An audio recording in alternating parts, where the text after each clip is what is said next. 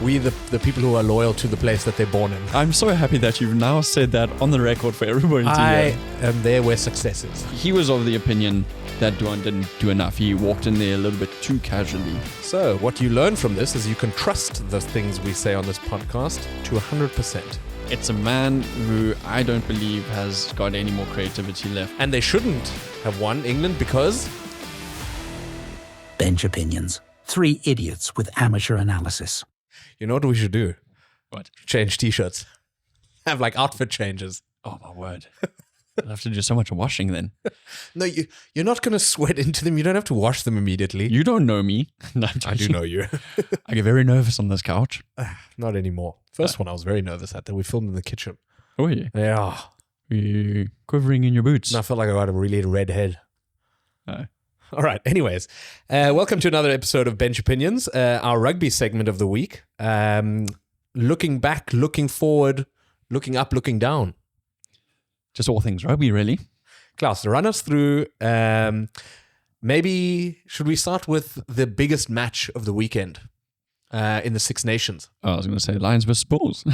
Should we quickly touch on that? We can quickly touch on that. There was an extra game to be had there in the URC. Yuxke Derby. The Yuxke Derby. And we went over to Loftus to play against the Bulls. And the Lions We lost. means the Lions because I'm not a we. No. We, myself and I. We, the people who are loyal to the place that they're born in. Exactly. I'm so happy that you've now said that on the record for everybody to hear. I am there where success is. Not currently. That's a very good point. Why do you then support them? To the people who don't know what the Yuxke is, it's a massive river running through Johannesburg. No, running through Gauteng. Gauteng. No, it's not. It's like a little stream. But there's not much water there. Well, there's a Groot Yuxke, there's a Klein Yuxke. Yeah, but Groot in like relation. Isn't there like a stat that Johannesburg is one of the biggest cities not at a large body of water? Yeah. And I think Mexico City is the other one, isn't it? Can't remember.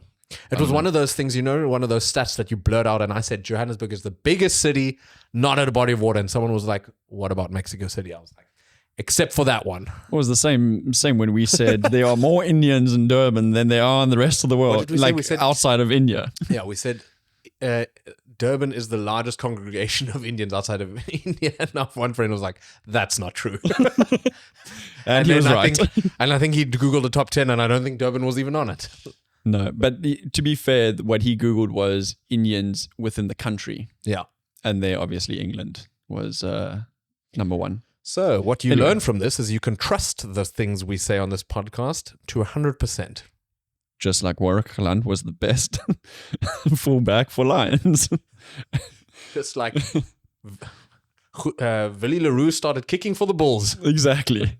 Just full of true facts. Facts and rugby knowledge. Okay, to get back to rugby, what happened was the Bulls beat the Lions. I can't even remember what the score was, but it was something like 29-19 or 30-19. So quite a convincing win by the Bulls. The Lions I guess they just don't have the bench to be able to go the full 80 minutes and compete against the Bulls. The Bulls, obviously, one of the stronger teams in the league at the moment. I think they're on place 2, just behind Leinster. So, yeah, very important win for them in terms of home semifinals or home quarterfinals, excuse me. But it's really important that Lions start getting some wins under their belt. Not likely to happen the next weekend when they face off against the Sharks, very bark-laden Sharks. So we have to wait for another 2-3 weeks, I think, until we face teams at home like Connacht and Ospreys and Cardiff, I think. You guys still have a good chance of getting into the top 8. Because you have a few games in hand. Yes. And yeah, you're not doing too shabbily, I think. Yeah, I mean, the fact that we were able to score some tries, I think it was 3 tries with the conversions and penalties in the mix. And we scored really nice tries. We really exploited the Bulls out on the wing. The likes of Kieran Horn did extremely well to sort of break the line and create those try scoring opportunities. So from an attacking perspective, we've got the players, but from a defensive structure, I think our guys tire out eventually. So there's definitely, I don't know if not all South African rugby fans will be like this. Some people will definitely be so diehard their team that they're just like, I don't support anyone else. But a lot of South African fans sort of get to a point where if your team's out of the tournament, then you hitch your wagon to the other South African franchises. 100%. So if the Stormers don't make the top 8 and go into the playoffs, I'm going to have to pick a team for the final run there. And I think I'm going to pick the Bulls. Well, I mean, I'm a man who loves success. I saw this meme, not the meme, but it was a snippet out of A League of Their Own, and they were talking about Liverpool supporters, which Maxi is also, and I think he called them glory-seeking sods or something like that. Yeah, but I mean, so it was Tony Bellew, who's a famous Everton boxer, and to a certain extent, if you've become a Liverpool fan Sorry, we digress into a little bit of football now, but just briefly. If you became a Liverpool fan as soon as Jurgen Klopp took over, then there's some real... I look at that with a little bit of a tinted glass, because what came before that was utter shite. And for the first 20 years of me supporting that football club, there was very limited success. Now Went through it's some my dark turn. times. Dom is the other way around. He enjoyed a lot of success early on. Now he might get relegated. Let's talk about some rugby. We'll talk about the football in the next segment. Let's talk about the Six Nations, because the Six Nations there were some big games, but I think the standout game of this week's tournament was definitely the England v Scotland tournament. Scotland, Great game of rugby. Scotland, Great advert for the game. It really was. Scotland has beaten England the last 5 times. Yeah. But they didn't manage to get it over the line this time. Oh, heartbreaking, because they had the chance and we were all on our feet watching that game and watching the last minutes. A few missed conversions by Finn Russell, uncharacteristic, to lose that game. Scotland scored in the last minute to go 1 point behind. So they needed the conversion to win by 1 point. And Duan van der Merwe scored the try, and there was a lot of discussion in our group whether he could have tried to get closer to the poles to make the conversion easier. And the weird thing is, if you look at the freeze frames of where he dotted the ball down, it looks like Finn Russell moved it even closer to the touchline than he would have had to. Yeah. I mean, it probably only by like 3 meters, and I don't know how much difference it would have made, but he didn't miss the post by about 2 meters. So I had noticed that as well afterwards, rewatching the highlights, and I didn't understand how that happened. do you think that maybe kickers practice from different zones to try and get into the groove, and that they're more comfortable from that zone than kicking from anywhere else, that it's sort of like muscle memory, that they look up and they see the same picture? Having never been a fly half or a rugby Having never player, kicked a rugby ball. I can neither confirm nor deny, so I can't answer that question. Please look back at the in-depth rugby knowledge that the two of us have, and we will gain from that. I kicked the ball a lot, but it was because I was scared of getting tackled, and I just kicked out of hand. I don't think so. I think at any level of rugby, the closer you can get to the post, the better. Yeah. If you're 3 meters out, it's not only 3 meters more on angle, you're also going 3 meters further away from the line, right? So it's a longer kick, which means more can go wrong. It becomes a tighter angle. You're already tightening the angle by going further out to the side.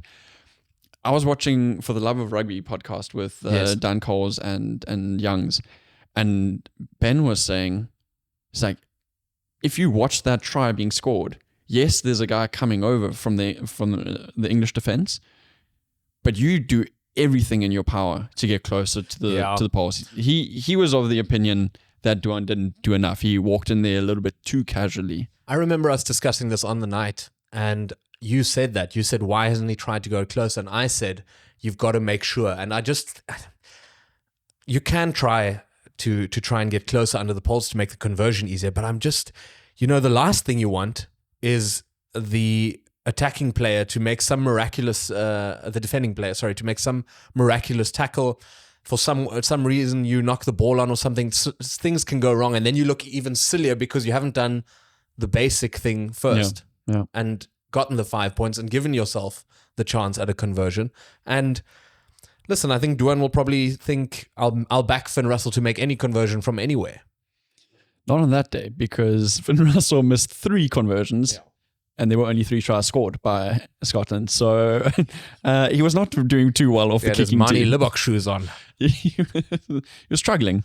And seeing as they only scored 15 points, there were no penalties that he converted either. So The game was at Twickenham, and I think, or definitely didn't give Scotland as much of a chance this time, just because I think England were going in with a bit more momentum. But Scotland, they rock up for that game. They really hate the English. yeah. Get in line, but I think they hate the English the most. There's definitely more history there. Yes. I think of the teams that hate England, of all the teams that hate England, they hate England the most. Oh, 100%. If there was a world rankings of teams that hated England, they would be number 1.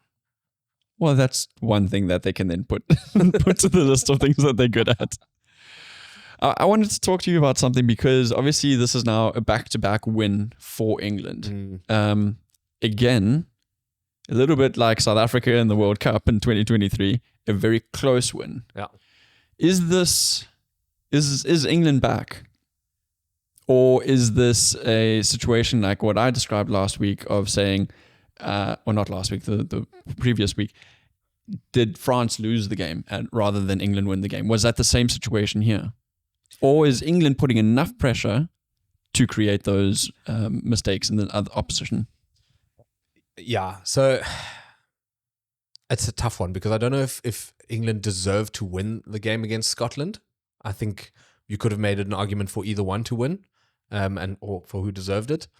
But you can't argue with the fact that getting wins, regardless how close they are, is going to build more and more momentum. And the decision to make Mario Itoje captain seems to have worked because he's the first captain to lift the Calcutta Cup since 2017 at home.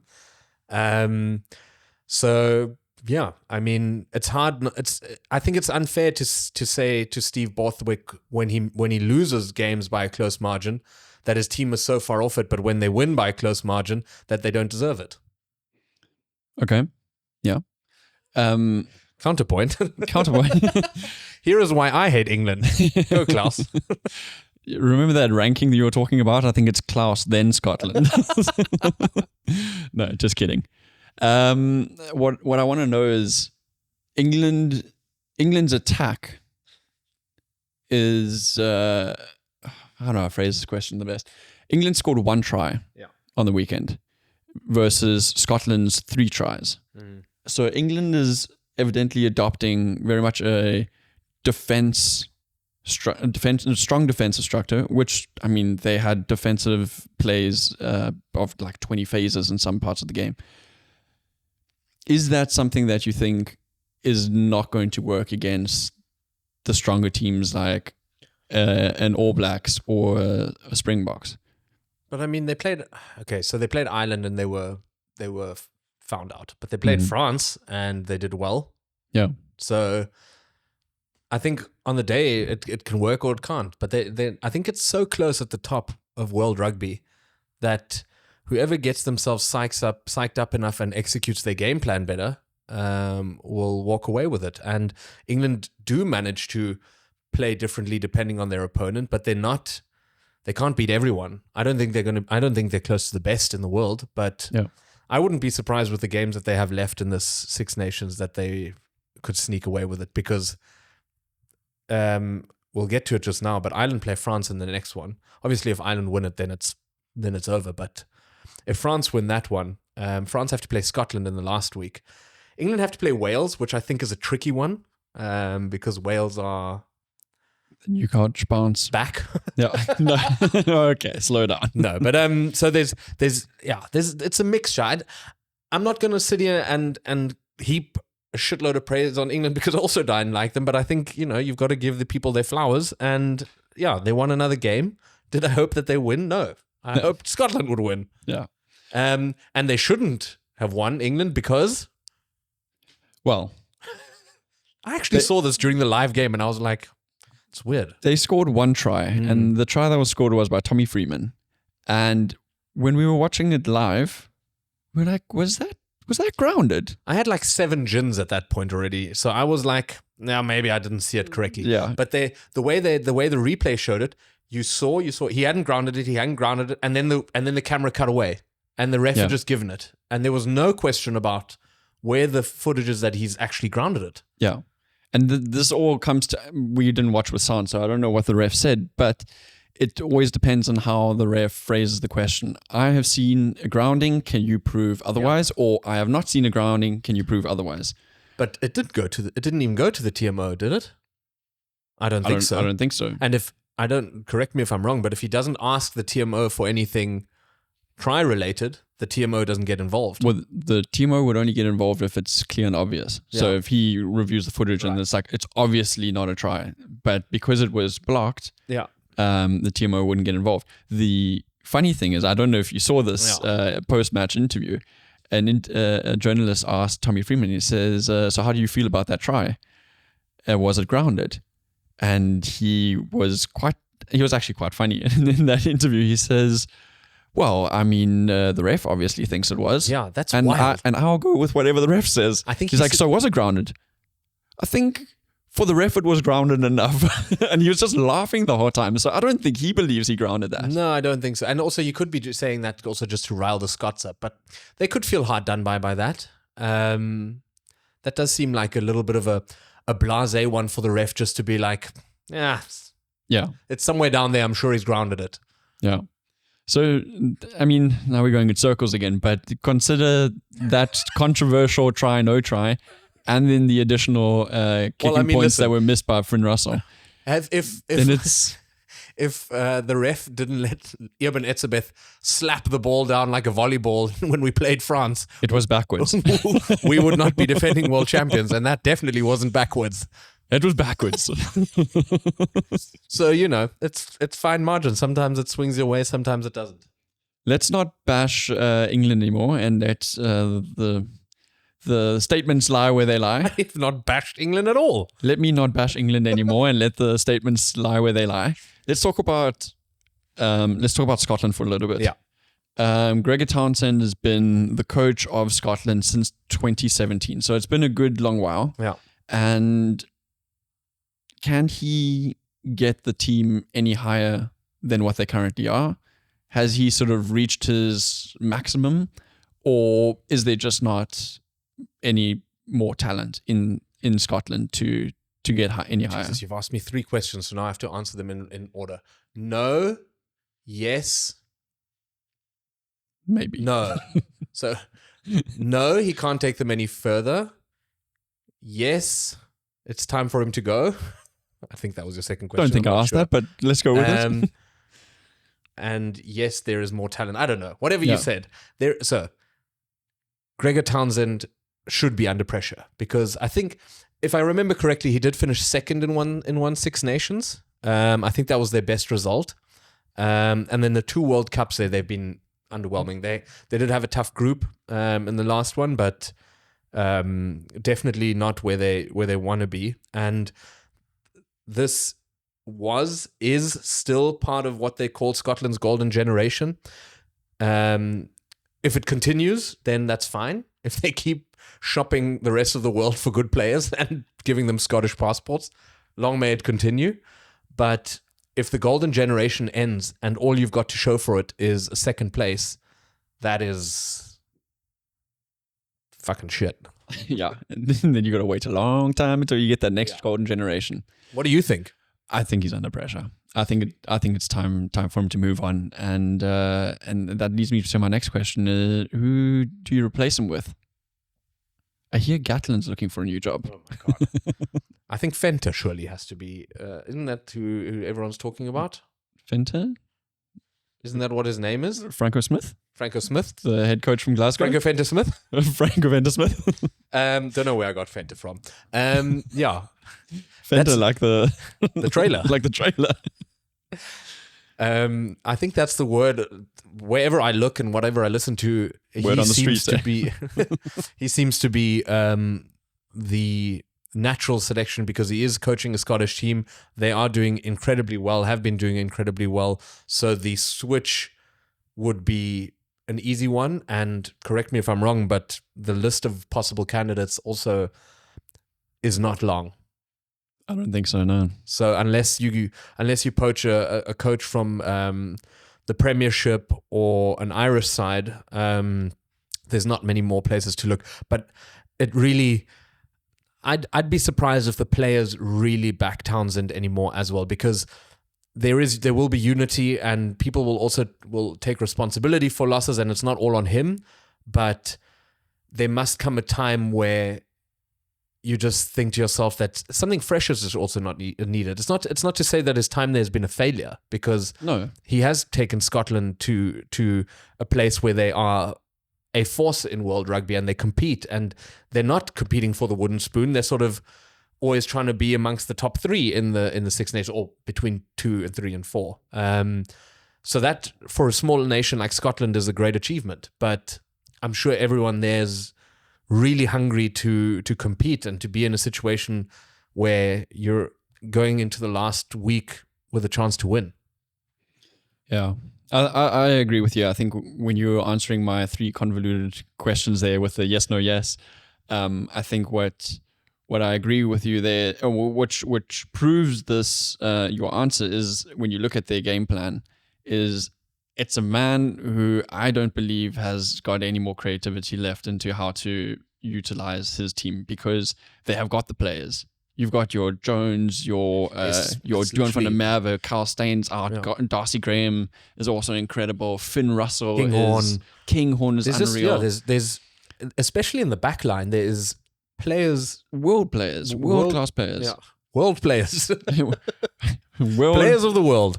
Class of the world players. For sure. And it's, you know what, when you were shouting at the screen, play out the backfield, and they did at the end when they scrambled to try and score the try, they played amazingly, and you can see that they've got the skill and they've got the skillful players to play an expansive game plan. But if they play 1 phase, 2 phase crash ball, it's just, they just don't have the big guys to get that done, unfortunately. And England's defense is good. Yeah. And so to break through that is going to be a challenge. I'm sure they could shop in South Africa and in Samoa for some bigger guys. Oh, 100%. And I agree. I think the England, was it England-France game? No, what was it? It was the England-Ireland game. No. Who's England still playing? Italy and Wales. Okay, never mind. Yes, they might win both of those, actually. Yeah. Because I was going to say, because now if England were going to play like an Ireland again or France again, I think what you would see is, because of England's rush defense, people would stand deeper, let their defensive line come up, and then almost fracture a little bit because it's become so diagonal. And then you get the same sort of play like you had with Scotland at the end, where you have McDowell running against the line, the passage of play, into those gaps and run through. Klaus, I won't lie. I have no idea what you just said. You were drawing a lot of things with your hands on your knees, and I couldn't focus on what you were trying to draw and tell me. I'm with you, though. Yes. I draw. Was that a yes or no question? Was it a question? I draw a sketch on paint, and then was it a statement or was it a question? No, that's my belief of how one could beat England's defense. Because you've got the defensive line coming up so fast. Okay, if I put it like this, maybe you'll see it better. Let's not. Okay, without hands. No. Okay, with you. Damn, now I've lost my train of thought. I wanted to say, Wales in Cardiff, under the new coach, a little bit of a bounce. They like to get up for that England game. And is that coach's name maybe Fenta? Maybe. I don't think so. I don't think so. It was the Cardiff head coach, who is now the interim. He doesn't look like a Fenta. No, I don't know what his name is. Very impressive by Wales. Yeah, I mean, they got beaten like 49-29, but they were in it for a while. And the fact of the matter is they scored 29 points against Ireland, which... I just said 29. Is that what the score was? No. Well, it was 18. 18-27. 27-18. I was thinking of completely the wrong game. You're leading me down the wrong road, yeah. So they were really in it. They were really in it. They were actually playing very nicely. I think they ran out of steam at the end a little bit. That's obviously still old coaching and conditioning staff that haven't gotten them prepped correctly. But I think they were also just up for it, trying to bounce back from a bad run of. I really hope they've scheduled some manageable games this year in the June-July window.